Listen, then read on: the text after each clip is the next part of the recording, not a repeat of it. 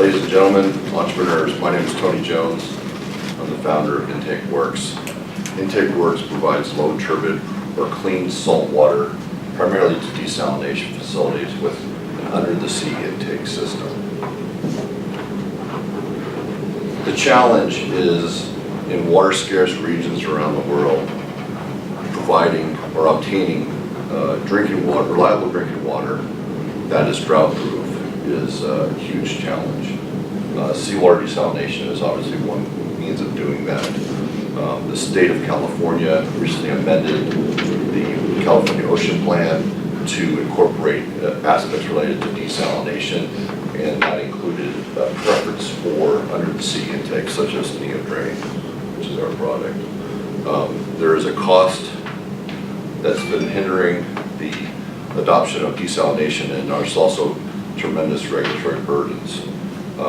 The Neodrain system is a combination of using horizontal and directional drilling in an unconventional manner, using some advanced materials such as sintered high-density polyethylene that provides or builds a microporous pipe, and also using some proprietary drilling fluids.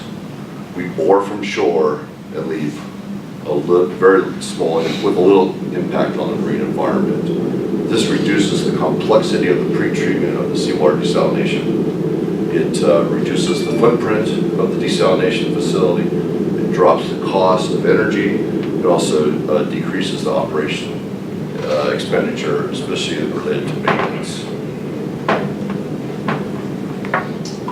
The market in California, there's about 9 desalination plants that are currently producing somewhere on the order of 65 to 85 million gallons a day.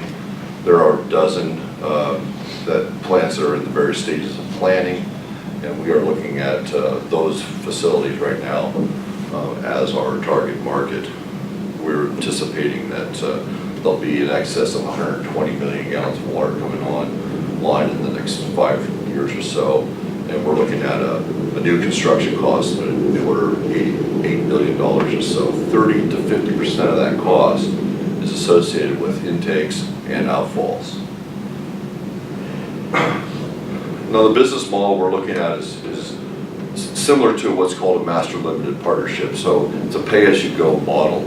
This relieves the water agencies from going out and trying to raise capital. And it also, in our mind, aligns with the risk. In other words, the risk of the intake is put on the appropriate organizations that have the knowledge and capability of managing that risk. It's been used quite effectively in the energy sector for pipelines. People will then, the MLPs will use a general partner who will actually design, build, and operate the pipelines, and then the products are moved through it, and then the energy companies pay as they go a fee for that. The MLPs are publicly traded. The returns are about 8 to 12%, which is very attractive to the investor. The other benefit there is that there's a pass-through on taxes. In other words, the partnership passes through the tax liability, so there's no double taxation. In other words, the corporation's not taxed, and then when the dividend goes out, the individual investor's not taxed. The only issue right now is that MLPs are not available in the water sector, primarily because water is considered inexhaustible. And this is a ruling that just came out a couple of months ago. So we're looking at a means similar to this, but it still hasn't been resolved. Our financial projections, right now we're pre-revenue, but we're looking at a very simple grow out. It really depends on some testing that I'll get to in a second. Thank you. But, oh shoot, that was good until then. I was right on time too. I'll give you 30 extra seconds. I hit the right button. Or you check it out the window. Well, there. Oh. So current status. We're involved in some testing with the San Diego County Water Authority. They contracted a consulting engineering firm to look at doing side-by-side testing of our system, the Neodrain system, with a conventional open ocean water intake system at Camp Pendleton. We're boring in October, and we hope to have the Neodrain installed in November. And then we have a 12-month water sample program So within, about 18 months or so, those results will be available. The problem or the issue is that we anticipate that the results will be that our performance will be far superior than the other competition. We're also involved in the design project down in south of Ensenada for an aquaculture facility. And this summer we'll be doing some testing at the Trenchless Technology Center. Who knew there was a Trenchless Center in Louisiana on our 18-inch pipe? Currently we have under development a couple different things. One includes rapid assessment tools. We're using unmanned aerial vehicles and autonomous underwater vehicles to do coastal mapping. We can do that within 24 hours. We have some planning software that will do some engineering calculations on the fluids and other basic engineering applications. We have a concept for basically building the pipe on site to reduce energy costs, reduce costs in general, and really cut down on our lead time, which is a huge factor. We're seeking some assistance in a couple of different areas. One, we're looking for legal assistance related to licensing of technology. We're looking for expertise in manufacturing related to winding equipment for glass fiber and or carbon fiber. We're also seeking, obviously, research grants to help our development.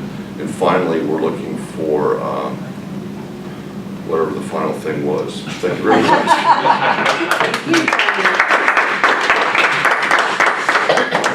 So you said what you're looking for. Is there anything that this community specifically that you think we could help you with? Yeah, I mean, access to legal assistance. Oh, I know what it was. The business formation related to this master limited partnership. I mean, I think it's really important, especially as we look at some of these critical infrastructures. Generally, water is not considered in the same vein as energy. It seems like the energy sector has been way ahead of the water sector. I mean, energy has gone to distributed generation, and the pipeline systems are much more sophisticated than the water systems. And I think there's a need for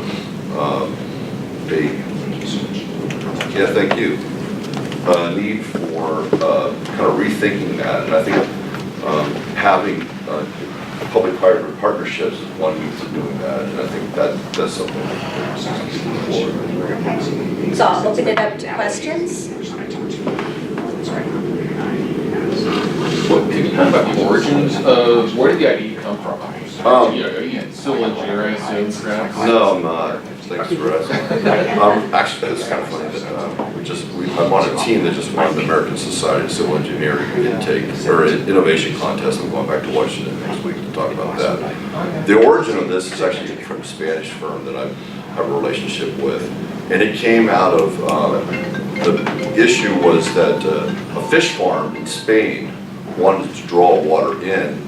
And they initially were looking at vertical wells, and there's some issues with drawing that water in and affecting the inland aquifer called saline water intrusion. So they basically drilled out underneath the shore using horizontal drilling and then inserted the microporous pipe. That's where it first started, and then it migrated into desalination. There's a half dozen plants in Spain that operate this type of a system. And we've got the license to operate that in California and other markets. So my mission is to introduce this technology in California. I think it's appropriate for the regulatory environment. It's appropriate for our shoreline. We have a high energy coast, so some of the other technologies that are out there are not applicable. My background is in oceanography. I'm a doctor from the University of Hawaii. Spent 10 years as chief technology officer for a small research and development firm that was looking at advanced seawater desalination systems. We developed systems that were 30% less energy consumption than conventional and up to 70% smaller carbon footprint.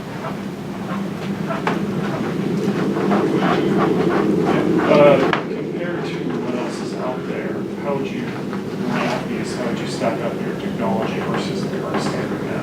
Well, there's two different ways. One's the direct intake, where you basically draw it in, and then there's what they call indirect. In the indirect category, we're one of 4 or 5 different ways of doing it.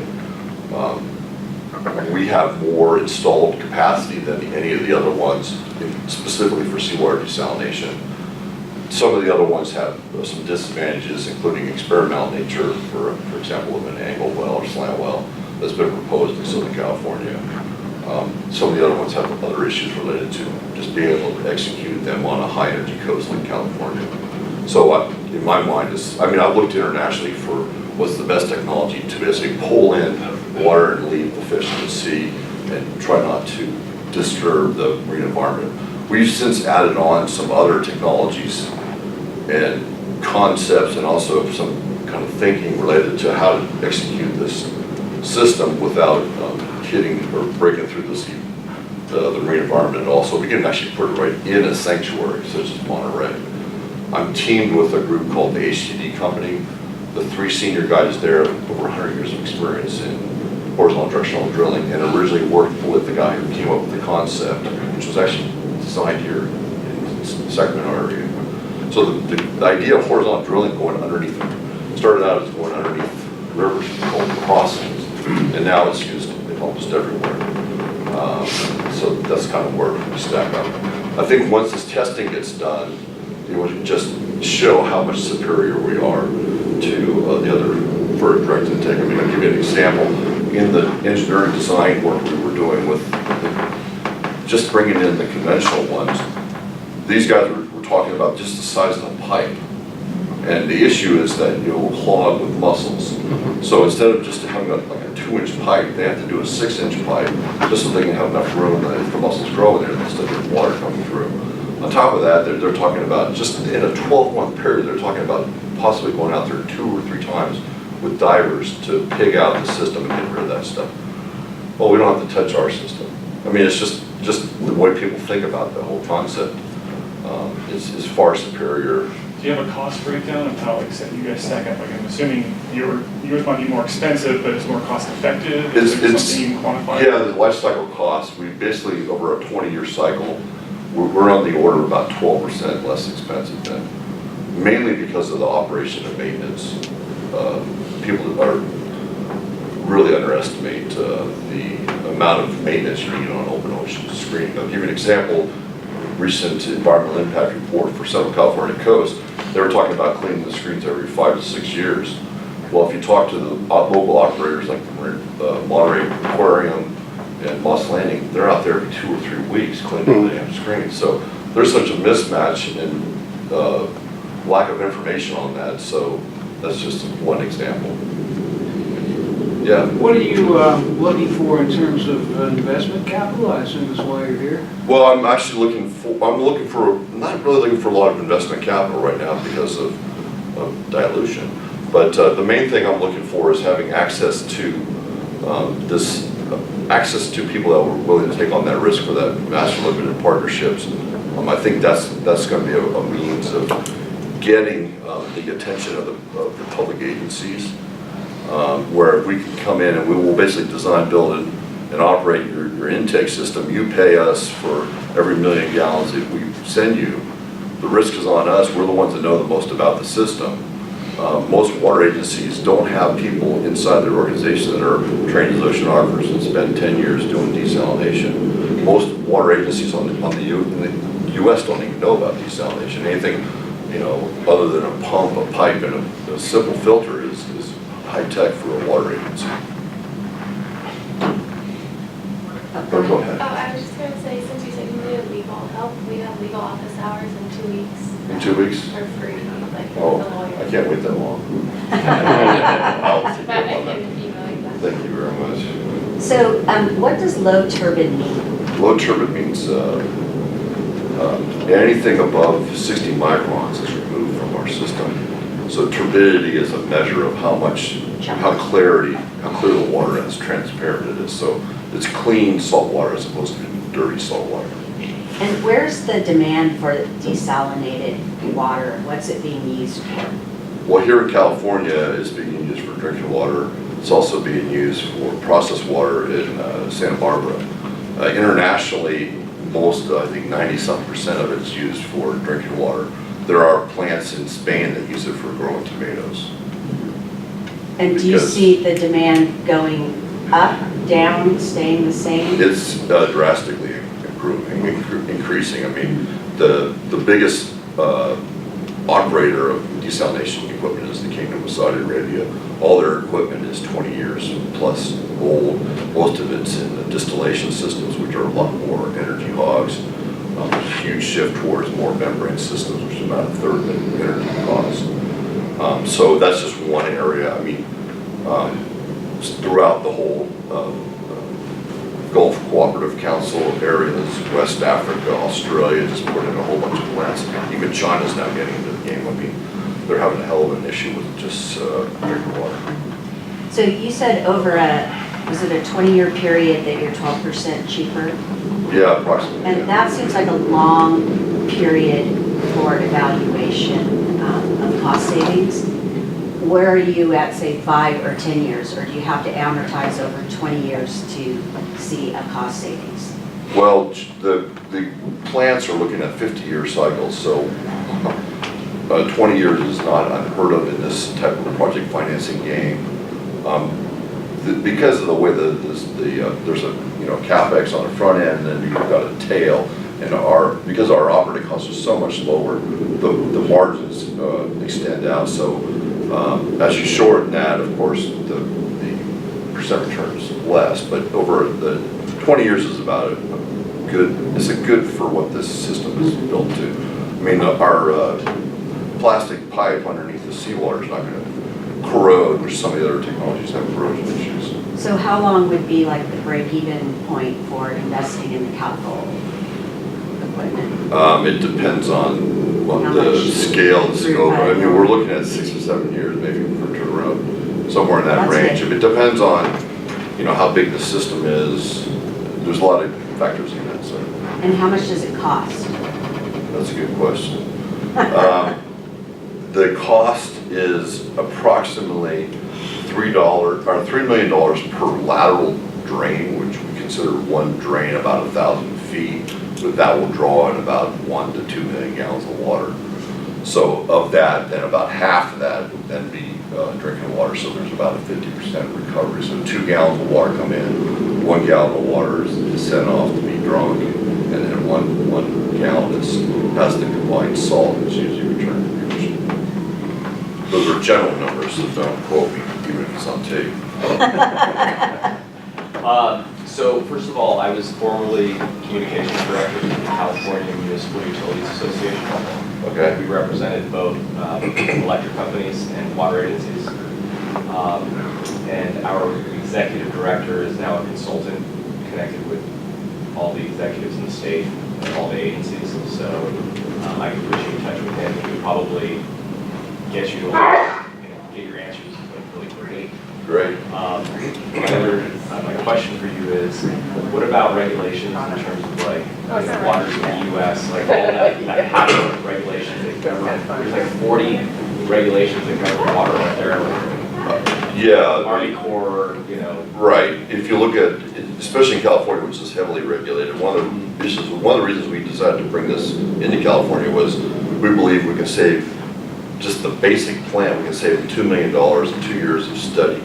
How this came up was I was out of the Cal Desal, which is an advocacy group, and I overheard a director for one of the Southern California water districts talk about spending $1 million to measure the head of a fish larva, like these little bobbleheads. And I thought, that's just wrong on so many levels. To give you some background, I spent about 2.5 years looking at fish larvae for another project. So I mean, I'm very familiar with fish larvae, and the last thing you want to be doing is measuring the fish head size or capsule size to figure out whether it's going to go through a screen or not. And basically, on most of these coastal ones that have the infiltration or the conventional screens, everything that comes in is basically 100% mortality. So that's just the ones that get in, and there's also ones that impinge on the screens. They're doing various things, to try to mitigate that or minimize it. But so from an environmental regulatory perspective, in our system, there's no issues with the fish, so you have no issues with fishing game, national marine fisheries. So if you look down the list, we can cut out a third of the environmental regular people because there's no involvement. We don't mess with endangered species, at least on the ocean side. We can put it into the National Marine Sanctuary in Monterey if we have to, because we're not punching through the seafloor. We have other technology that won't punch through the seafloor, so. Yeah, but that regulatory burden is huge. Did you know ahead of time that, that you would be using this master limited partnership agreement, or did you kind of discover that after you got into it?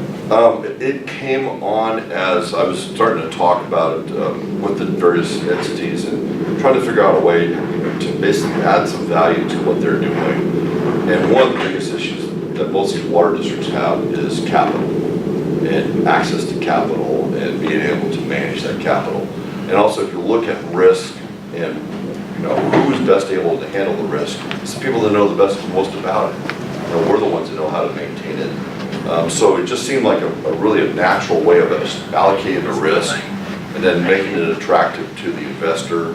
And then I think in our project finance model, then the risk of the technology, the risk of all the different risks are then adjusted, evaluated by the market. So that's the best way to come, in my mind, to build this system and then allocate the risk accordingly. The other guy's name is Mike Bell. Okay. Thanks. You mentioned about research grants. Right. What are the objectives? What are you trying to, with the research grants, what's the focus? The focus is on basically how do I go out and figure out what's 20 feet below the seafloor. There are some various geophysical techniques, and we've actually adopted some techniques using scuba divers that are, the issue becomes that if you're, most of the geophysical techniques, you can't get that close to shore because you have to turn the boat around. They usually have these long stringers on the back end that they measure the acoustic signatures or the seismic profile. So they only get within 600, 800 feet from the shore. We basically need, our sweet spot is basically from the shoreline out about 1,000 feet. So it's a kind of a weird zone. You've got the wave, you also have other issues, but we've got some ideas on how to actually, there's some technologies where you can vibrate the coring device down and basically you liquefy the sediment and then you get down 20 feet and then you basically measure.